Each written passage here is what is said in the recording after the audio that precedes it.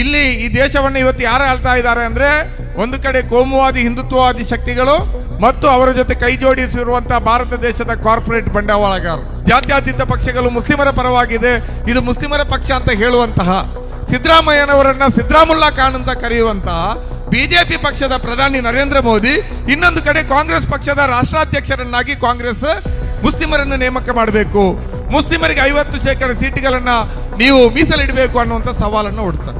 ಮುಸ್ಲಿಮರು ಈ ದೇಶವನ್ನು 10 ವರ್ಷ ತೊರೆದು ಹೊರಗಡೆ ಬರುವಾಗ ನಾವು ವಾಪಸ್ ಬರುವಾಗ 10 ವರ್ಷ ಬಿಟ್ಟು ನಮ್ಮ ನಳಿನ್ ಕುಮಾರ್ ಕಟೀಲು, ಶೋಭಾ ಕರಂದ್ಲಾಜೆ, CT ರವಿ, ಈಶ್ವರಪ್ಪ ಇವರೆಲ್ಲರೂ ಕೂಡ ಗ್ರಾಮ ಪಂಚಾಯತ್ ಚುನಾವಣೆಯಲ್ಲಿ ಸೋತಿರ್ತಾರೆ. ಮುಸ್ಲಿಮರಿಲ್ಲ ಅಂದ್ರೆ ಇವರಿಗೆ ಗ್ರಾಮ ಪಂಚಾಯತ್ ಇಲೆಕ್ಷನ್ ಕೂಡ ಗೆಲ್ಲಲಿಕ್ಕೆ ಆಗೋದಿಲ್ಲ ಅಲ್ವಾ ಡಾಕ್ಟ್ರೆ? ಅದರಿಂದಾಗಿ ಮುಸಲ್ಮಾನರು ಈ ನೆಲದ ತಲ ಸಮುದಾಯದವರು, ಈ ಭೂಮಿಯ ಈ ಜಮೀನಿನ ಹಕ್ಕುದಾರರು, ಭಾರತ ದೇಶದ ತುಳುನಾಡು ಸೇರಿಕೊಂಡು ಭಾರತ ದೇಶದ ಹೆಮ್ಮೆಯ ಪ್ರಜೆಗಳು. ವಕ್ಫ್ ತಿದ್ದುಪಡಿ ಕಾಯ್ದೆ ಏನಿದೆ ಇದು ಒಂದು ಬಿಡಿಯಾದಂತಹ ಒಂದು ಘಟನೆ ಅಲ್ಲ. ಇದು ಕಳೆದ 3 ದಶಕಗಳಿಂದ ಭಾರತದಲ್ಲಿ ಹಿಡಿತವನ್ನ ಸಾಧಿಸ್ತಾ ಬಂದಿರುವಂತಹ ಕೋಮುವಾದಿ ರಾಜಕಾರಣ ಉರುಳಿಸಿರುವಂತಹ ಒಂದು ಹೊಸ ದಾಳ ಮಾತ್ರ. ವಕ್ಫ್ ಕಾಯ್ದೆಯನ್ನ ಅದು ಅಂಗೀಕಾರ ಆಗಬಹುದು ಅಥವಾ ಅದು ಹಿಂದಕ್ಕೆ ಪಡೆಯಲೂಬಹುದು, ಆದ್ರೆ ಅಲ್ಲಿಗೆ ಈ ರಾಜಕಾರಣ ನಿಲ್ಲುವುದಿಲ್ಲ. ಇದು ಬಹಳ ದೀರ್ಘಕಾಲ ನಡೆಯಬೇಕಾದಂತಹ ಹೋರಾಟ. ಈ ದೀರ್ಘಕಾಲದ ಹೋರಾಟದಲ್ಲಿ ಇದು ಮುಸ್ಲಿಮರಿಗೆ ಮಾತ್ರ ಸೀಮಿತವಾಗಿಯೂ ಕೂಡ ಇರುವುದಿಲ್ಲ. ಮುಸ್ಲಿಮರನ್ನ ಇವತ್ತು ಪ್ರಧಾನವಾಗಿ ಇಟ್ಕೊಂಡು ಈ ದೇಶವನ್ನು ಆಳ್ತಾ ಇರುವಂತಹ ಶಕ್ತಿಗಳು, ಈ ದೇಶವನ್ನು ಯಾರು ಆಳ್ತಾ ಇದ್ದಾರೆ ಅನ್ನುವಂಥದ್ದು ನಮಗೆ ಬಹಳ ಸ್ಪಷ್ಟವಾಗಿ ಗೊತ್ತಿರಬೇಕು. ಬಹಳಷ್ಟು ಜನ ಕೇಳಿದ್ರೆ ಹೇಳ್ಬೋದು ಇವತ್ತು ಈ ದೇಶವನ್ನು ಹಿಂದೂಗಳು ಆಳ್ತಾ ಇದ್ದಾರೆ, ಇನ್ನಷ್ಟು ಜನ ಹೇಳ್ಬೋದು ಇವತ್ತು ಹಿಂದುತ್ವವಾದಿ ಶಕ್ತಿಗಳು ಈ ದೇಶವನ್ನ ಆಳ್ತಾ ಇದ್ದಾರೆ. ಅಷ್ಟು ಸರಳ ಅಲ್ಲ. ಇಲ್ಲಿ ಈ ದೇಶವನ್ನು ಇವತ್ತು ಯಾರು ಆಳ್ತಾ ಇದ್ದಾರೆ ಅಂದ್ರೆ ಒಂದು ಕಡೆ ಕೋಮುವಾದಿ ಹಿಂದುತ್ವವಾದಿ ಶಕ್ತಿಗಳು ಮತ್ತು ಅವರ ಜೊತೆ ಕೈ ಜೋಡಿಸಿರುವಂತಹ ಭಾರತ ದೇಶದ ಕಾರ್ಪೊರೇಟ್ ಬಂಡವಾಳಗಾರರು. ಇನ್ನಷ್ಟು ಸರಳವಾಗಿ ಹೇಳಬೇಕು ಅಂತ ಆದ್ರೆ ಇವತ್ತು ಈ ದೇಶದ ಪ್ರಭುತ್ವದ ಚುಕ್ಕಾಣಿಯನ್ನು ಹಿಡಿದಿರುವಂತದ್ದು RSSನ ಪ್ರಧಾನ ಸಂಚಾಲಕ ಆಗಿರುವಂತಹ ಮೋಹನ್ ಭಾಗವತ್ ಹಾಗೂ ಅದಾನಿ ಮತ್ತು ಅಂಬಾನಿಗಳ ಕೂಟ. ಅದಾನಿ ಮತ್ತು ಅಂಬಾನಿಗಳ ಕೂಟ ಜೊತೆಗೆ ಮೋಹನ್ ಭಾಗವತ್ ಇವರು ಜೊತೆಯಾಗಿ ಕಟ್ಟಿರುವಂತಹ ಒಂದು ಈ ಪ್ರಭುತ್ವ ಏನಿದೆ ಇದರ ಆಡಳಿತವನ್ನ ಇವತ್ತು ನಿರ್ವಹಿಸುವ ಕೆಲಸವನ್ನ ನರೇಂದ್ರ ಮೋದಿ ಮತ್ತು ಅಮಿತ್ ಶಾ ಮಾಡ್ತಾ ಇದ್ದಾರೆ. ಅದರಿಂದಾಗಿ ಪ್ರಬಲ ಕೋಟೆಯನ್ನ ಉಳಿಸಲಿಕ್ಕೆ ಬೇಕಾಗಿ ಉರುಳಿಸ್ತಾ ಇರುವಂತಹ ದಾಳಗಳಲ್ಲಿ ಈ ವಕ್ಫ್ ತಿದ್ದುಪಡಿ ಕಾಯ್ದೆ ಕೂಡ ಒಂದು. ಇವರಿಗೆ ನಾವು ಒಂದು ಮುಸ್ಲಿಂ ಸಮುದಾಯ ಇವತ್ತು ದೊಡ್ಡ ರೀತಿಯಲ್ಲಿ ಮಾತಾಡ್ತಾ ಇದ್ದೀವಿ. ಇವತ್ತೇನಾಗಿದೆ ಅಂದ್ರೆ ಮುಸ್ಲಿಮರಿಗೆ ಪಾರ್ಲಿಮೆಂಟ್ನಲ್ಲಿ ಇವತ್ತು ಅಲ್ಲಿಯ ಪಾರ್ಲಿಮೆಂಟ್ನ ಕೇಂದ್ರ ಸರ್ಕಾರದ ಸಂಪುಟದಲ್ಲಿ ಒಂದು ಸ್ಥಾನ ಕೂಡ ಇಲ್ಲ. ಕಳೆದ ಸರ್ಕಾರದಲ್ಲಿ ಇರಲಿಲ್ಲ, ಈಗಲೂ ಇರಲಿಲ್ಲ. ಕರ್ನಾಟಕ ರಾಜ್ಯದಲ್ಲಿಯೂ ಕೂಡ 2 ವರ್ಷದ ಹಿಂದೆ ಇದ್ದಂಥ ಬಿಜೆಪಿ ಸರ್ಕಾರದ ಅವಧಿಯಲ್ಲಿ ಅದರ ಸಂಪುಟದಲ್ಲಿಯೂ ಕೂಡ ನಮಗೆ ಒಬ್ಬ ಮುಸ್ಲಿಂ ಸಮುದಾಯದ ಒಬ್ಬ ಸಚಿವ ಇರಲಿಲ್ಲ. ಇವತ್ತು ದೇಶದ ಅರ್ಧಕ್ಕಿಂತಲೂ ಹೆಚ್ಚು ರಾಜ್ಯಗಳಲ್ಲಿ ಮುಸಲ್ಮಾನರಿಗೆ ಅಲ್ಲಿಯ ಸಂಪುಟಗಳಲ್ಲಿ ಪ್ರಾತಿನಿಧ್ಯ ಇಲ್ಲ. ಇಷ್ಟೆಲ್ಲ ಆದರೂ ಕೂಡ ಇವತ್ತು ಭಾರತ ದೇಶದ ರಾಜಕಾರಣದ ಕೇಂದ್ರ ಬಿಂದು ಯಾರು ಅಂತ ಕೇಳಿದ್ರೆ ಮುಸಲ್ಮಾನರನ್ನ ಹೊರತುಪಡಿಸಿ ಇಲ್ಲಿ ಇವತ್ತು ಭಾರತದ ರಾಜಕಾರಣ ಇಲ್ಲ. ಹಗಲಿಗೂ ಮುಸ್ಲಿಮರ ಜಪ, ಮಧ್ಯಾಹ್ನಕ್ಕೂ ಮುಸ್ಲಿಮರ ಜಪ, ಸಾಯಂಕಾಲ ಆದರೂ ಕೂಡ ಮುಸ್ಲಿಮರ ಜಪ ಇಲ್ಲದೆ ಭಾರತ ದೇಶದ ರಾಜಕಾರಣ ಇವತ್ತು 1 ಇಂಚು ಕೂಡ ಕದಲೋದಿಲ್ಲ ಅನ್ನುವಂಥದ್ದನ್ನು ಕೂಡ ನಾವು ಅರ್ಥ ಮಾಡ್ಕೊಳ್ಬೇಕು.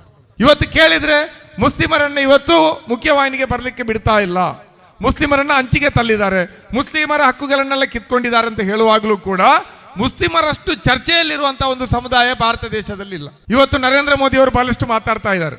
ಅವರ 2-3 ಹೇಳಿಕೆಗಳನ್ನ ನಾನು ಇವತ್ತು ಗಮನಿಸಿದೆ. ಒಂದು, ಕಾಂಗ್ರೆಸ್ ಪಕ್ಷಕ್ಕೆ ಒಂದು ಸವಾಲನ್ನು ಅವರು ಹಾಕಿದ್ದಾರೆ. ಕಾಂಗ್ರೆಸ್ ಪಕ್ಷ ತನಗೆ ನಿಜಕ್ಕೂ ಮುಸ್ಲಿಮರ ಬಗ್ಗೆ ಕಾಳಜಿ ಇದ್ರೆ ಕಾಂಗ್ರೆಸ್ ಪಕ್ಷದ ಅಖಿಲ ಭಾರತ ಅಧ್ಯಕ್ಷರನ್ನಾಗಿ ಮುಸ್ಲಿಮರನ್ನ ನೇಮಿಸಿ ಅಂತ ಹೇಳಿದ್ದಾರೆ. ಮತ್ತು 50% ಸೀಟು ಎಲ್ಲಾ ಕಡೆ, ಬಹುಶಃ ಪಾರ್ಲಿಮೆಂಟ್ಗೆ ಸೀಮಿತವಾಗಿ ಹೇಳಿದಾರೋ, ಉಪ್ಪಿನಂಗಡಿ ಗ್ರಾಮ ಪಂಚಾಯತಿಗೂ ಸೇರಿ ಹೇಳಿದಾರೋ ಗೊತ್ತಿಲ್ಲ, 50% ಸೀಟುಗಳನ್ನ ಮುಸಲ್ಮಾನರಿಗೆ ಕೊಡಿ ನಿಮ್ಗೆ ಪ್ರೀತಿ ಇದ್ರೆ ಅಂತೇಳಿ ಕಾಂಗ್ರೆಸ್ಗೆ ಸವಾಲು ಹಾಕಿದ್ದಾರೆ. ಖಂಡಿತ. ಆದ್ರೆ ಬಿಜೆಪಿ ಯಾಕೆ ಕೊಡಲ್ಲ? ಬಿಜೆಪಿ ಕೂಡ ಅದೇ ರೀತಿಯ ಒಂದು ಪಕ್ಷ ಅಲ್ವಾ? ಬಿಜೆಪಿಯಲ್ಲೇನು ಮುಸ್ಲಿಮರಿಗೆ ನಿಷೇಧ ಅಂತ ಏನಾದ್ರೂ ಪದ ಇದೆಯಾ? ಮುಸ್ಲಿಮರಿಗೆ ಬಿಜೆಪಿಯ ಸದಸ್ಯತ್ವ ಕೊಡುವುದಿಲ್ಲ ಅಂತ ಏನಾದ್ರೂ ಅವರ ಸಂವಿಧಾನದಲ್ಲಿ ತಂದಿದ್ದಾರೆ? ಇಲ್ವಲ್ಲ. ನೀವ್ಯಾಕೆ ಒಂದು ಸಂಪುಟದಲ್ಲಿಯೂ ಕೂಡ ಒಂದು ಸ್ಥಾನವನ್ನು ಕೊಡದೆ ಮುಸ್ಲಿಮರಿಗೆ ಇಂಥ ಒಂದು ಕಾಂಗ್ರೆಸ್ಗೆ ಇಂಥ ಸವಾಲನ್ನು ಹಾಕ್ತೀರಿ ಅಂತ ನಾವು ಕೇಳಬೇಕಾಗ್ತದೆ. ಈಗಾಗಲೇ ನೀವೇನು ಹೇಳ್ತಾ ಇರೋದು, ಕಾಂಗ್ರೆಸ್ ಪಕ್ಷ, ಜಾತ್ಯತೀತ ಪಕ್ಷಗಳು ಸೇರಿ, ನನ್ನ ಕಮ್ಯುನಿಸ್ಟ್ ಪಕ್ಷವು ಸೇರಿ ಕಾಂಗ್ರೆಸ್ ಅನ್ನು ಹೆಚ್ಚು ಟಾರ್ಗೆಟ್ ಮಾಡಿ ಮಾತಾಡ್ತಾರೆ. ಕಾಂಗ್ರೆಸ್ ಪಕ್ಷ ಅಧಿಕಾರಕ್ಕೆ ಬಂದ ಸಂದರ್ಭದಲ್ಲಿ ಮುಸ್ಲಿಮರನ್ನು ಓಲೈಸ್ತದೆ.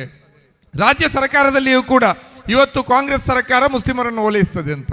ಮುಸ್ಲಿಮರಿಗಾಗಿ ಇಲ್ಲಿಯ ಸರ್ಕಾರಗಳು, ಜಾತ್ಯತೀತ ಪಕ್ಷಗಳ ಸರ್ಕಾರಗಳು ಏನೂ ಮಾಡಲಾಗದಂತ ಒಂದು ಸ್ಥಿತಿಯನ್ನು ನಿರ್ಮಾಣ ಮಾಡಿ ಅವರು ಅಪ್ಪಿತಪ್ಪಿ ಏನಾದರೂ ಸಣ್ಣ ಕೊಡುಗೆಗಳನ್ನು ಕೊಟ್ಟರೆ, ಮೊನ್ನೆ ಗುತ್ತಿಗೆಯಲ್ಲಿ 4% ಕೊಟ್ಟ ಹಾಗೆ ಏನಾದರೂ ಒಂದು ಸಣ್ಣ ಕೊಡುಗೆಯನ್ನು ಕೊಟ್ಟರೆ ಅದನ್ನೇ ಇಟ್ಕೊಂಡು ಮುಸ್ಲಿಮರ ಓಲೈಕೆ ಕಾಂಗ್ರೆಸ್ ಪಕ್ಷ, ಕಮ್ಯುನಿಸ್ಟ್ ಪಕ್ಷ, ಜಾತ್ಯತೀತ ಪಕ್ಷಗಳು ಮುಸ್ಲಿಮರ ಪರವಾಗಿದೆ, ಇದು ಮುಸ್ಲಿಮರ ಪಕ್ಷ ಅಂತ ಹೇಳುವಂತಹ ಸಿದ್ದರಾಮಯ್ಯನವರನ್ನ ಸಿದ್ದರಾಮುಲ್ಲಾ ಖಾನ್ ಅಂತ ಕರೆಯುವಂತಹ ಬಿಜೆಪಿ ಪಕ್ಷದ ಪ್ರಧಾನಿ ನರೇಂದ್ರ ಮೋದಿ, ಇನ್ನೊಂದು ಕಡೆ ಕಾಂಗ್ರೆಸ್ ಪಕ್ಷದ ರಾಷ್ಟ್ರಾಧ್ಯಕ್ಷರನ್ನಾಗಿ ಕಾಂಗ್ರೆಸ್ ಮುಸ್ಲಿಮರನ್ನು ನೇಮಕ ಮಾಡಬೇಕು, ಮುಸ್ಲಿಮರಿಗೆ 50% ಸೀಟುಗಳನ್ನು ನೀವು ಮೀಸಲಿಡಬೇಕು ಅನ್ನುವಂಥ ಸವಾಲನ್ನು ಹೊಡ್ತಾರೆ. ನಿಮ್ಮ ಆಸೆ ಏನು? ಈ ರೀತಿ ಕೊಡುವ ಮೂಲಕ ನಿಮ್ಮ ಕೋಟೆಯನ್ನ ಪರ್ಮನೆಂಟ್ ಆಗಿ ಉಳಿಸಬೇಕು ಅನ್ನುವಂಥದ್ದು. ಇನ್ನೊಂದು ಕಡೆ ಹೇಳ್ತಾರೆ ವಕ್ಫ್ ಆಸ್ತಿಯನ್ನು ಸ್ವತ್ಬಳಕೆ ಮಾಡಿದ್ರೆ ಮುಸ್ಲಿಮರು ಪಂಕ್ಚರ್ ಹಾಕಬೇಕಾಗಿರ್ಲಿಲ್ಲ ಅಂತ ಅಲ್ವಾ? ನಿಮ್ಗೆ ಎಷ್ಟು ಪ್ರೀತಿ ಇದ್ಮೇಲೆ ಈ ದೇಶವನ್ನು ನೀವು ಎಷ್ಟು ಕಾಲದಿಂದ ಆಳ್ತಾ ಇದ್ದೀರಿ? ಕಳೆದ 12-11 ವರ್ಷಗಳಿಂದ ನರೇಂದ್ರ ಮೋದಿ ಅವರೇ ಪ್ರಧಾನಿಯಾಗಿದ್ದಾರೆ. ಅದಕ್ಕಿಂತ ಹಿಂದೆ 5-6 ವರ್ಷ ಬಿಜೆಪಿಯಿಂದ ಅಟಲ್ ಬಿಹಾರಿ ವಾಜಪೇಯಿ ಪ್ರಧಾನಿಯಾಗಿದ್ರು. ಯಾಕೆ ನೀವು ವಕ್ಫ್ ಆಸ್ತಿಗಳನ್ನ ಏನು ನಿಮ್ಮ ದೊಡ್ಡ ದೊಡ್ಡ ಶ್ರೀಮಂತರು, ಕಾರ್ಪೊರೇಟ್ ಧನಿಗಳು ಎಲ್ಲೆಲ್ಲೆಲ್ಲ ಲೀಸಿಗೆ ಅಂತ ಪಡ್ಕೊಂಡು ದುರುಪಯೋಗ ಮಾಡಿದಾರಲ್ವಾ, ಅದನ್ನೆಲ್ಲ ಯಾಕೆ ವಾಪಸ್ಸು ವಕ್ಫಿಗೆ ಕೊಟ್ಟು ಅದನ್ನು ಮುಸ್ಲಿಮರಿಗೆ ಬಳಸೋ ರೀತಿಯಲ್ಲಿ ಮಾಡಲಿಲ್ಲ? ನಿಮಗೆ ನಿಜಕ್ಕೂ ಕಾಲೇಜ್ ಇದ್ರೆ ಅದನ್ನು ಮಾಡಬೇಕಿತ್ತು. ಇವತ್ತು ನಿಮ್ಮ ಹೇಳಿಕೆಯನ್ನು ನಾವು ನೋಡಿದ್ವಿ. ಏನು ಇನ್ನು ಮುಂದೆ ವಕ್ಫ್ ಹೆಸರಿನಲ್ಲಿ ಆದಿವಾಸಿಗಳ, ಬುಡಕಟ್ಟುಗಳ ಜಮೀನುಗಳನ್ನ, ಆಸ್ತಿಗಳನ್ನ ವಕ್ಫ್ ಬೋರ್ಡು ಕಬಲಿಸಲಿಕ್ಕೆ ನಾವು ಅವಕಾಶಗಳನ್ನು ಕೊಡುವುದಿಲ್ಲ ಅಂತ. ಒಂದು ಕಡೆ ಆ ಮಾತು ಹೇಳ್ತೀರಿ, ಇನ್ನೊಂದು ಕಡೆ ಈ ಮಾತು ಹೇಳ್ತೀರಿ. ನಿಮ್ಗೆ ಕ್ಲಾರಿಟಿ ಇಲ್ಲ. ಇವತ್ತು ಒಂದು ತಿಳಿಬೇಕು, ಮುಸ್ಲಿಮರಿಲ್ಲ ಅಂದ್ರೆ ಬಿಜೆಪಿಯೂ ಇಲ್ಲ, ನರೇಂದ್ರ ಮೋದಿಯೂ ಕೂಡ ಇಲ್ಲ. ಬಹುಶಃ ಭಾರತ ದೇಶದಲ್ಲಿ 15% ಮುಸ್ಲಿಮರು ಇಲ್ಲದೆ ಇದ್ದಿದ್ರೆ, ಮುಸ್ಲಿಂ ಕೇಂದ್ರಿತವಾದ ರಾಜಕಾರಣವನ್ನ ಬಿಜೆಪಿ ಮಾಡದೇ ಇರ್ತಿದ್ರೆ ನರೇಂದ್ರ ಮೋದಿ ಅವರು ಈಗಲೂ ಚಾ ಮಾಡ್ತಾನೆ ಇರ್ತಿದ್ರು, ಪ್ರಧಾನಿ ಆಗ್ತಾ ಇರಲಿಲ್ಲ. ನರೇಂದ್ರ ಮೋದಿ ಅವರು ಪ್ರಧಾನಿ ಆಗಿದ್ದಿದ್ರೆ, 3ನೇ ಅವಧಿಗೆ ಅವರು ಪ್ರಧಾನಿ ಆಗಿದ್ದಿದ್ರೆ, ಅವರ ಜೊತೆ ಅಮಿತ್ ಶಾ ಗೃಹ ಸಚಿವರಾಗಿದ್ದಕ್ಕೆ ಅವರು ಮುಸಲ್ಮಾನರಿಗೆ ಋಣಿಯಾಗಿರ್ಬೇಕು. ನಾನೆಲ್ಲ ಒಂದ್ಸಲ ತಮಾಷೆಗೆ ಹೇಳಿದ್ದೆ, ಮುಸ್ಲಿಮರು ಈ ದೇಶವನ್ನು 10 ವರ್ಷ ತೊರೆದು ಹೊರಗಡೆ ಬರುವಾಗ, ನಾವು ವಾಪಸ್ ಬರುವಾಗ 10 ವರ್ಷ ಬಿಟ್ಟು ನಮ್ಮ ನಳಿನ್ ಕುಮಾರ್ ಕಟೀಲು, ಶೋಭಾ ಕರಂದ್ಲಾಜೆ, CT ರವಿ, ಈಶ್ವರಪ್ಪ ಇವರೆಲ್ಲರೂ ಕೂಡ ಗ್ರಾಮ ಪಂಚಾಯತ್ ಚುನಾವಣೆಯಲ್ಲಿ ಸೋತಿರ್ತಾರೆ ಅಂತ. ಮುಸ್ಲಿಮರಿಲ್ಲ ಅಂದ್ರೆ ಇವರಿಗೆ ಗ್ರಾಮ ಪಂಚಾಯತ್ ಇಲೆಕ್ಷನ್ ಕೂಡ ಗೆಲ್ಲಿಕ್ಕೆ ಆಗೋದಿಲ್ಲ ಅಲ್ವಾ ಡಾಕ್ಟ್ರೆ? ಅಲ್ವಾ? ಮುಸ್ಲಿಮರ ಜಪವೇ ಅಲ್ವಾ? ಬೆಳಿಗ್ಗೆ ಎದ್ದು ಮುಸ್ಲಿಮರ ಜಪ, ರಾತ್ರಿ ಮಲಗುವಾಗಲೂ ಮುಸ್ಲಿಮರ ಜಪ, ಇನ್ನೇನು ಇಲ್ಲ. ಇವರ ರಾಜಕಾರಣ ಇಷ್ಟೇ. ಮೊನ್ನೆ ಮಧ್ಯರಾತ್ರಿವರೆಗೆ ಕೂಡ ಪಾರ್ಲಿಮೆಂಟ್ ಅಲ್ಲಿ ಕೂತ್ರು, ವಕ್ಫ್ ಬಿಲ್ ಅನ್ನ ಪಾಸ್ ಮಾಡಲೇಬೇಕು ಅಂತ ಹಠಕ್ಕೆ ಬಿದ್ದು ಮಧ್ಯರಾತ್ರಿವರೆಗೆ. ಏನ್ ಲಾಭ? ಈ ದೇಶದ 80% ಜನರಿಗೆ ಏನ್ ಸಿಕ್ತು ಅಂತ ನಾನು ಕೇಳಲಿಕ್ಕೆ ಬಯಸ್ತೀನಿ.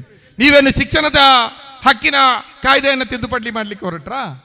ಇಲ್ಲಿಯ ಬಡವರ ಮಕ್ಕಳಿಗೂ ಕೂಡ ಶಿಕ್ಷಣ ಸಿಗಬೇಕು, ಅವರಿಗೆ ಶಿಕ್ಷಣ ಸಿಗ್ತಾ ಇಲ್ಲ ಅಂತ.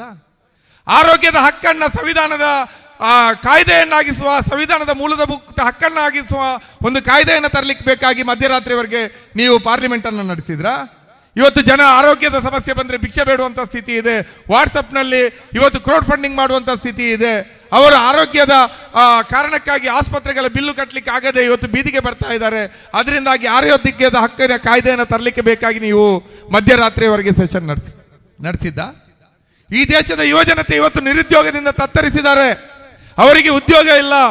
ಇಂಜಿನಿಯರಿಂಗ್ ಕಲಿತವರು, ಬೇರೆ ಬೇರೆ ವೃತ್ತಿಪರ ತರಬೇತಿಗಳನ್ನು ಪಡೆದವರು, ಲಕ್ಷಾಂತರ ರೂಪಾಯಿ ಖರ್ಚು ಮಾಡಿಕೊಂಡು ಖಾಸಗಿ ಕಾಲೇಜುಗಳಿಂದ ಸರ್ಟಿಫಿಕೇಟ್ ಪಡೆದವರು ಇವತ್ತು ಸೆಕ್ಯೂರಿಟಿ ಗಾರ್ಡ್ಗಳಾಗಿ ಕೆಲಸ ಮಾಡ್ತಾ ಇದ್ದಾರೆ. ಪೆಟ್ರೋಲ್ ಪಂಪ್ ಅಲ್ಲಿ ಪೆಟ್ರೋಲ್ ಹಾಕ್ತಾ ಇದ್ದಾರೆ. ರೂಮ್ ಬಾಯ್ಗಳಾಗಿ ದುಡಿತಾ ಇದ್ದಾರೆ. ಕೊನೆಗೆ ಏನೂ ಸಿಗ್ಲಾರದೆ ಮರಳು ದಂಧೆಯವರು ಅವರ ಜೊತೆ ಇವರ ಜೊತೆ ಹೋಗಿ ಕೆಲಸಕ್ಕೆ ಸೇರ್ತಾರೆ. ಇಂಥ ಯುವಜನರಿಗೆ ಬೇಕಾಗಿ ಉದ್ಯೋಗ ಸೃಷ್ಟಿಸುವಂತಹ ಉದ್ಯೋಗ ಹಕ್ಕಿನ ಕಾಯ್ದೆಯನ್ನು ತರಲಿಕ್ಕೆ ಬೇಕಾಗಿ ನೀವು ಪಾರ್ಲಿಮೆಂಟ್ ಅಲ್ಲಿ ಕೂತ್ರ ಮಧ್ಯರಾತ್ರಿವರೆಗೆ ಇಲ್ವಲ್ಲ? ವಕ್ಫ್ ವಕ್ಫ್ ವಕ್ಫ್. ಇವತ್ತು ಬಹಳಷ್ಟು ಬಿಜೆಪಿಯಿಂದ ಬ್ರೈನ್ ವಾಶ್ಗಳಾದಂತಹ ನನ್ನ ಸಹೋದರರು ಇವತ್ತು ವಕ್ಫ್ ಕಾಯ್ದೆ ಇವತ್ತು ಅಂಗೀಕಾರ ಆಗಿದ್ದಕ್ಕೆ ಸಹ ಬಹಳ ಸಂಭ್ರಮವನ್ನು ಪಡ್ತಾ ಇದ್ದಾರೆ. ಮುಸ್ಲಿಮರು ಪ್ರತಿಭಟನೆಯನ್ನ ಮಾಡ್ತಾ ಇದ್ರೆ ನೀವು ಇನ್ನೇನೇ ಮಾಡ್ಕೊಳ್ಳಿ, ನರೇಂದ್ರ ಮೋದಿ ಕಾಯ್ದೆ ತಂದಾಯ್ತು, ಇನ್ನು ಏನೂ ಆಗೋದಿಲ್ಲ ಅಂತ ಹೇಳ್ತಾ ಇದ್ದಾರೆ. ಸರಿಯಪ್ಪ, ಅವರು ವಕ್ಫ್ ತಿದ್ದುಪಡಿ ಕಾಯ್ದೆ ತಂದ್ರು, ಮುಸ್ಲಿಮರಿಗೆ ಏನೋ ನಷ್ಟ ಆಯ್ತು, ನಿಮ್ಗೇನ್ ಲಾಭ ಆಯ್ತು? ಈ ದೇಶದ ಬಡತನ ದೂರ ಆಯ್ತಾ? ಇಲ್ಲಿ ಎಲ್ರಿಗೂ ಮನೆ ಸಿಕ್ತಾ? ಎಲ್ರಿಗೂ ಉದ್ಯೋಗ ಸಿಕ್ತಾ? ಎಲ್ರಿಗೂ ಶಿಕ್ಷಣ ಸಿಕ್ತಾ? ಎಲ್ರಿಗೂ ಆರೋಗ್ಯ ಸಿಕ್ತಾ? ಟೋಲ್ ಗೇಟ್ಗಳಲ್ಲಿ ಟೋಲ್ ಪಾವತಿ ಆಗದೆ ಓಡಾಡ್ಲಿಕ್ಕೆ ನಮ್ಗೆ ರಸ್ತೆಗಳು ನಿರ್ಮಾಣ ಆಯ್ತಾ? ಏನ್ ಕೊಟ್ರಿ ನೀವು? ಯಾರಿಗೆ ನೆಮ್ಮದಿಯ ಬದುಕನ್ನ ಕೊಟ್ರಿ? ಇವತ್ತು ಹಸಿವಿನಿಂದ ಸಾಯ್ತಾ ಇರುವಂತಹ ಆದಿವಾಸಿಗಳಿಗೆ ವಕ್ಫ್ ಕಾಯ್ದೆ ತಿದ್ದುಪಡಿಗಳಿಂದ ಏನ್ ಲಾಭ?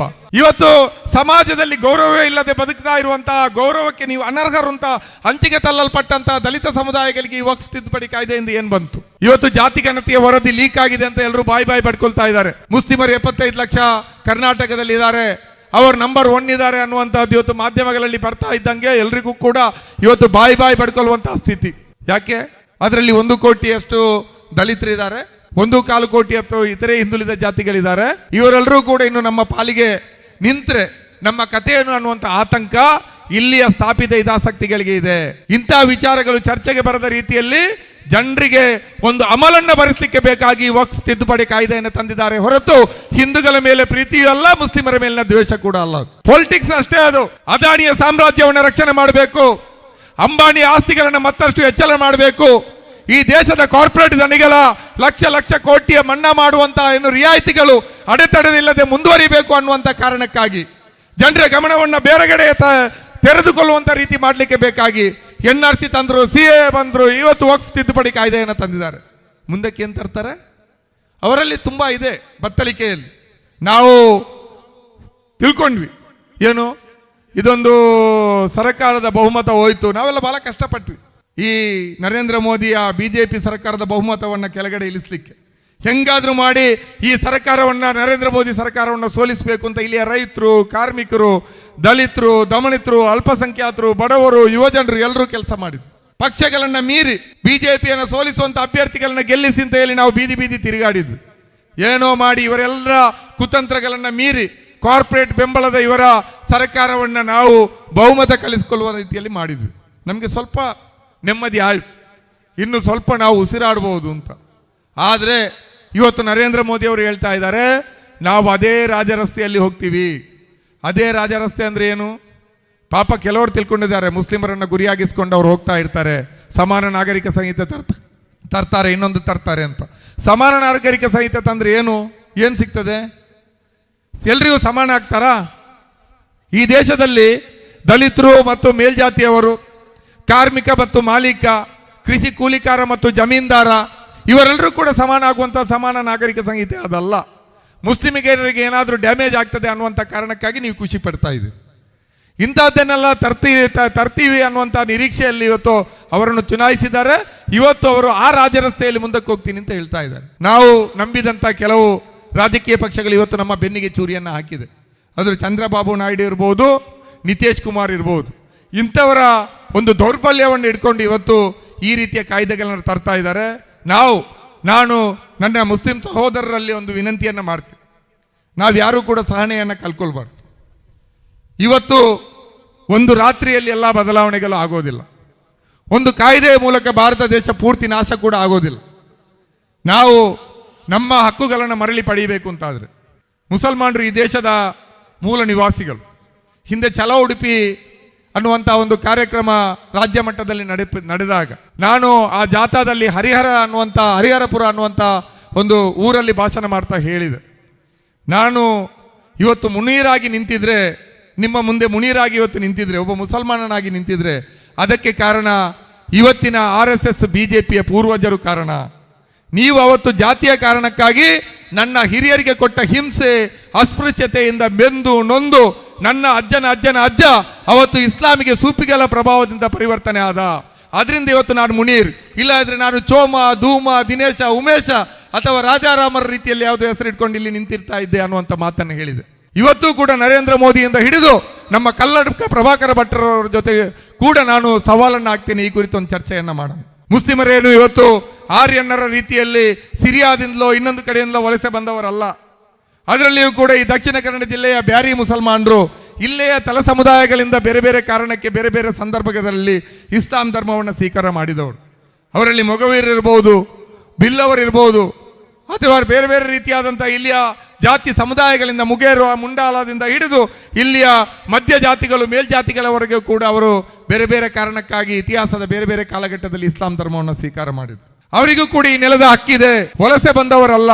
ಅದರಿಂದಾಗಿ ನಾನು ಮುಸ್ಲಿಂ ಸಮುದಾಯದವರಲ್ಲಿ ವಿನಂತಿಯನ್ನ ಮಾಡುವಂತಹದ್ದು, ನಾವು ಈ ನೆಲದ ವಾರಿಸುದಾರರು, ನಮಗೂ ಕೂಡ ಎಲ್ಲರ ರೀತಿಯಲ್ಲಿ ಹಕ್ಕಿದೆ. ನಮ್ಮ ಮೀಸಲಾತಿಯನ್ನು, ಮುಸಲ್ಮಾನರ ಮೀಸಲಾತಿಯನ್ನ ಕಿತ್ಕೊಳ್ತೀವಿ ಅಂತ ಬಹಳಷ್ಟು ಆರಾಮದಲ್ಲಿ ಇವರು ಹೇಳ್ತಾರೆ. ಕೊನೆಗೆ BJP ಸರ್ಕಾರ ಬಸವರಾಜ ಬೊಮ್ಮಾಯಿ ಇದ್ದಾಗ 4% ಅನ್ನು ಕಿತ್ತು 2% ಆ ಜಾತಿಗೆ 2% ಈ ಜಾತಿಗೆ ಅಂತ ಬಹಳ ಸುಲಭವಾಗಿ ಮಾಡಿಬಿಟ್ರು.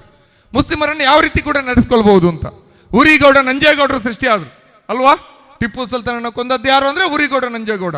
ಕೊನೆಗೆ ಒಕ್ಕಲಿಗರ ನಾಯಕರುಗಳು ಸರಿಯಾಗಿ ಕೆನ್ನೆಗೆ ಬಾರಿಸಬೇಕಾಯ್ತು, ಬಾಯಿ ಮುಚ್ಚಿ ಕೂತ್ಕೊಳ್ಳಿ ಅಂತ. ಅಲ್ವಾ? ಟಿಪ್ಪು ಸುಲ್ತಾನ್ ಇತಿಹಾಸ ಕೂಡ ಮಾತಾಡೋಣ ನಾವು. ದಕ್ಷಿಣ ಕನ್ನಡ ಜಿಲ್ಲೆಯನ್ನು ಕೂಡ ಟಿಪ್ಪು ಸುಲ್ತಾನ್ ಆಳಿದ್ದಾರೆ. ಉಪ್ಪಿನಂಗಡಿ ಕೂಡ ಟಿಪ್ಪು ಸುಲ್ತಾನ್ ಆಳ್ವಿಕೆಗೆ ಒಳಪಟ್ಟಿತ್ತು. ಎಷ್ಟು ಟಿಪ್ಪುರ ಕಾಲದಲ್ಲಿ ಉಪ್ಪಿನಂಗಡಿ ಮಸೀದಿಗೆ ಜಾಗ ಸಿಕ್ತು? ಜಿನ್ನತ್ ಪಕ್ಷ ಮಸೀದಿಯನ್ನು ಯಾರು ಕಟ್ಟಿದ್ದು? ನವೀಕರಣ ಮಾಡಿದ್ದು ಯಾರು? ಟಿಪ್ಪು ಸುಲ್ತಾನ್ ಅಲ್ಲ. ನಮ್ಮ ಬಾವುಟಗುಡ್ಡೆ ಮಸೀದಿಯನ್ನು ಯಾರು ಕಟ್ಟಿದ್ದು? ಟಿಪ್ಪು ಸುಲ್ತಾನ್ರ ಕಾಲದಲ್ವಲ್ಲ. ಏನು 10 ಎಕರೆ 50 ಎಕರೆ 100 ಎಕರೆ ಜಾಗ ಕೊಟ್ರ? ಸರಿಯಾಗಿ ಕುದುರೆ ಗಾಡಿ ಕಟ್ಟಲಿಕ್ಕೂ ಜಾಗ ಕೊಡ್ಲಿಲ್ಲ. ಟಿಪ್ಪು ಸುಲ್ತಾನ್ ಯಾರಿಗೆಲ್ಲ ಜಾಗ ಕೊಟ್ಟಿದ್ದಾರೆ ಅನ್ನುವಂಥದ್ದು ಒಂದು ಪುಸ್ತಕ ಬರ್ತದೆ ಮುಂದದಲ್ಲಿ, ಅದರಲ್ಲಿ ನಾವು ಎಲ್ಲವನ್ನು ಕೂಡ ವಿವರವನ್ನು ಕೊಡ್ತೀವಿ. ಇವತ್ತು ಯಾರು ಮುಸ್ಲಿಮರನ್ನ ದೇಶದ್ರೋಹಿ ಅಂತ ಹೇಳಿ ಕೆಳಜಾತಿಯವರನ್ನ ಚೂ ಬಿಡ್ತಾ ಇದ್ದಾರೋ ಆ ಸಮುದಾಯಗಳೇ ದಕ್ಷಿಣ ಕನ್ನಡ ಜಿಲ್ಲೆಯಲ್ಲಿ ಟಿಪ್ಪು ಕಾಲದಲ್ಲಿಯೂ ಕೂಡ ಬೇಕಾದಷ್ಟು ಲಾಭವನ್ನು ಪಡೆದಿದ್ದಾರೆ. ಅದರಿಂದಾಗಿ ಮುಸಲ್ಮಾನರು ಈ ನೆಲದ ತಲ ಸಮುದಾಯದವರು, ಈ ಭೂಮಿಯ ಈ ಜಮೀನಿನ ಹಕ್ಕುದಾರರು, ಭಾರತ ದೇಶದ ತುಳುನಾಡು ಸೇರಿಕೊಂಡು ಭಾರತ ದೇಶದ ಹೆಮ್ಮೆಯ ಪ್ರಜೆಗಳು. ನಮ್ಗಿಲ್ಲಿ ಬದುಕುವಂತ ಹಕ್ಕಿದೆ. ಮುಸ್ಲಿಂ ಸಮುದಾಯ ಒಂದು ವಕ್ಫ್ ಕಾಯ್ದೆಯಿಂದ ವಿಚಲಿತ ಆಗಬಾರ್ದು. ಇವತ್ತು ವಕ್ಫ್ ಕಾಯ್ದೆ ನಾನು ಅವಾಗ ಹೇಳಿದಾಗೆ ಅವರು ತರ್ತಾ ಇರುವಂತಹದ್ದು ಅವರು ಉಳ್ಳವರ ಸಂಪತ್ತನ್ನು ಹೆಚ್ಚು ಮಾಡುವಂತಹ. ನೀವೀಗ ನೋಡಿ, ಇವತ್ತು ಒಂದು ಕಾಲದಲ್ಲಿ ಭೂಮಾಲಕ ಪದ್ಧತಿ ಇತ್ತು, ಇವತ್ತು ಭೂಮಾಲಕರೆಲ್ಲ ಇಲ್ಲ ಅಂತ ನಾವು ಮಾತಾಡ್ತಾ ಇದ್ದೀವಿ. ಈಗ ನವ ಭೂಮಾಲಕ ಪದ್ಧತಿ ಬರ್ತಾ ಇದೆ. ಧನಿಗಳಿಗೆ ಬೇಕಂತ ಆದ್ರೆ ಡೆಲ್ಲಿಯಲ್ಲಿ ಕೂತ್ಕೊಂಡು ಕೂಡ 1000 ಎಕರೆ ಭೂಮಿ ಒಂದು ರಾತ್ರಿ ಒಂದು ಅಗಲಾಗುವಾಗ ಇವತ್ತು ಸ್ವಾಧೀನ ಆಗ್ತದೆ. ಭೂಮಾಲಿಕ ಪದ್ಧತಿಗಳು ಹೊಸದಾಗಿ ಬರ್ತಾ ಇದೆ. ಸಂಪತ್ತು ಒಂದು ಕಡೆ ಕೇಂದ್ರೀಕರಣ ಆಗ್ತಾ ಇದೆ. ಇಲ್ಲದವರು ಮತ್ತು ಉಳ್ಳವರ ನಡುವಿನ ಅಂತರ ಜಾಸ್ತಿ ಆಗ್ತಾ ಇದೆ. ಇಂತಹದ್ರ ವಿರುದ್ಧ ಆ ಸಂತ್ರಸ್ತರು ದಮನಿತರು ಹೋರಾಟಕ್ಕೆ ಇಳಿಬಾರ್ದು, ಅವರು ಪ್ರಜ್ಞಾವಂತರಾಗಬಾರ್ದು ಅನ್ನೋ ಕಾರಣಕ್ಕಾಗಿ ಇವತ್ತು ಮುಸ್ಲಿಮರನ್ನ ಗುರಿಯಾಗಿಸಿಕೊಂಡು ಇವತ್ತು ಬುಲೆಟ್ಗಳನ್ನು ಹಾರಿಸುವಂತ ಕೆಲಸ ಮಾಡ್ತಾ ಇದ್ದಾರೆ. ನಾವು ಈ ಪ್ರಚೋದನೆಗಳಿಗೆ ಬಲಿ ಬೀರದೆ ಇಲ್ಲಿಯ ಸಮುದಾಯಗಳ ತಲ ಸಮುದಾಯಗಳ ಶೋಷಿತರ ದುಡಿಯುವ ಜನರ ರೈತರ ಕೃಷಿ ಕೂಲಿಗಾರರ ಹೋರಾಟಗಳಲ್ಲಿ ಮುಸ್ಲಿಂ ಸಮುದಾಯ ಇವತ್ತು ಪೂರ್ತಿ ಮಿಳಿತಕೊಂಡು ಈ ದೇಶದ ಪರಿಪೂರ್ಣ ಬದಲಾವಣೆಗೆ ಅತ್ತ ಹೆಜ್ಜೆಯನ್ನು ಹಾಕಬೇಕು ಅನ್ನುವಂಥ ವಿನಂತಿಯನ್ನು ಈ ಸಂದರ್ಭದಲ್ಲಿ ಮಾಡ್ತೀವಿ. ನಾವು ತಾಳ್ಮೆ ಕಳ್ಕೊಳ್ಳೋದು ಬೇಡ. ಇಲ್ಲಿ ಹಕ್ಕು ವಂಚಿತರು ಮುಸ್ಲಿಮರು ಮಾತ್ರ ಅಲ್ಲ, ಇಲ್ಲಿಯ ಎಲ್ಲ ಬಡವರು ಬಹುತೇಕ 80% ಜನ ಸಮುದಾಯಗಳು ಇವತ್ತು ತಮ್ಮ ಹಕ್ಕುಗಳನ್ನು ಕಳ್ಕೊಂಡಿದ್ದಾರೆ. ಅವರಿಗೆ ಯಾವುದೇ ರೀತಿಯಾದಂತಹ ಇವತ್ತು ಒಂದು ನೆಮ್ಮದಿಯ ಬದುಕು ಇವತ್ತು ದುಸ್ತರ ಆಗಿದೆ. ರೈತರು ಕಳೆದ ಬಿಜೆಪಿಯ ಕೇಂದ್ರ ಸರ್ಕಾರದ ಅವಧಿಯಲ್ಲಿ 1 ವರ್ಷಕ್ಕೂ ಹೆಚ್ಚು ಕಾಲ ದೆಹಲಿಯಲ್ಲಿ ಹೋರಾಟಗಳನ್ನು ಮಾಡಿದರು. ಕರ್ನಾಟಕದಲ್ಲಿಯೂ ಕೂಡ ಬೇಕಾದಷ್ಟು ಕಾರ್ಮಿಕರು, ರೈತರು, ದಲಿತರು, ದಮನಿತರು ಹೋರಾಟಗಳನ್ನು ಮಾಡ್ತಾ ಇದ್ದಾರೆ.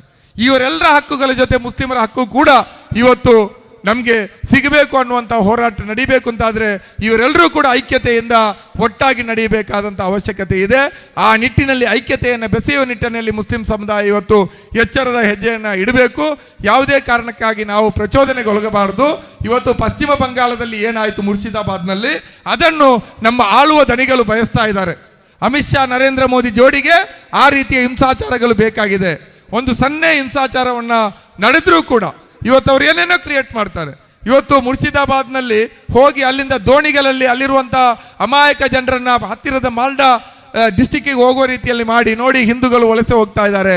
ಭಾರತದಲ್ಲಿ ಹಿಂದೂಗಳನ್ನು ವಾಸ ಮಾಡಲಿಕ್ಕೆ ಮುಸಲ್ಮಾನರು ಬಿಡ್ತಾ ಇಲ್ಲ ಅನ್ನುವಂಥ ದೊಡ್ಡ ರೀತಿಯಾದ ಒಂದು ನರೇಟಿವ್ ಅನ್ನು ಕಟ್ಟುವಂಥ ಪ್ರಯತ್ನವನ್ನು ಅವರು ಮಾಡ್ತಾ ಇದ್ದಾರೆ. ಅಂತಹ ಸಂದರ್ಭದಲ್ಲಿ ಮುಸ್ಲಿಂ ಸಮುದಾಯ ಹೆಚ್ಚೆಚ್ಚು ಜಾತ್ಯತೀತ ತತ್ವಗಳತ್ತ ಇವತ್ತು ಹೆಜ್ಜೆ ಹಾಕಬೇಕು, ಜಾತ್ಯತೀತ ಶಕ್ತಿಗಳ ಜೊತೆ ಸೇರಬೇಕು. ಭಾರತದಲ್ಲಿ ಇವತ್ತು ಆಳುವಂಥ ಕಾರ್ಪೊರೇಟ್ ಬಂಡವಾಳ ಮತ್ತು RSSನ ಹಿಂದುತ್ವ ಅಜೆಂಡಾಗಳಿಗೆ ಎದುರಾಗಿ ಸೆಕ್ಯುಲರ್ ಸಿದ್ಧಾಂತವನ್ನು ಎತ್ತಿಡಿಬೇಕು. ಐಕ್ಯತೆಯಿಂದ ದುಡಿಯುವ ಜನರ, ಬಡವರ, ಜನಸಾಮಾನ್ಯರ ಹೋರಾಟವನ್ನು ಕಟ್ಟಬೇಕು. ಅಂತಹ ಹೋರಾಟಗಳು ಗೆದ್ದಾಗ ಖಂಡಿತವಾಗಿಯೂ ಕೂಡ ಈ ವಕ್ಫ್ ಕಾಯ್ದೆ ಮತ್ತು NRCC ಅಂತ ಕಾಯ್ದೆಗಳು ಇವರ ಸಮಾನ ನಾಗರಿಕ ಸಂಹಿತೆ ಅಂತ ಇವರ ಏನು ತೀರಾ ಆ ಅನಾಗರಿಕವಾದಂತಹ ಒಂದು ಯೋಚನೆಗಳೆಲ್ಲವೂ ಕೂಡ ಅವತ್ತು ದಿಕ್ಕಾಪಾಲಾಗ್ತದೆ ಅನ್ನುವಂಥ ಮಾತನ್ನು ಹೇಳ್ತಾ ಅಂತಹ ದೀರ್ಘಕಾಲೀನ ಹೋರಾಟಕ್ಕೆ ನಾವೆಲ್ಲರೂ ಕೂಡ ಸಜ್ಜಾಗೋಣ ಅನ್ನುವಂಥ ಮಾತನ್ನು ಹೇಳ್ತಾ ನನಗೆ ಮಾತಾಡಲಿಕ್ಕೆ ಅವಕಾಶ ಮಾಡಿಕೊಟ್ಟ ನಿಮ್ಗೆಲ್ರಿಗೂ ವಂದಿಸ್ತಾ ನನ್ನ ಮಾತುಗಳನ್ನು ಕೊನೆಗೊಳಿಸ್ತೀನಿ. ನಮಸ್ಕಾರ. ಅಸ್ಸಲಾಮು ಅಲೈಕುಂ.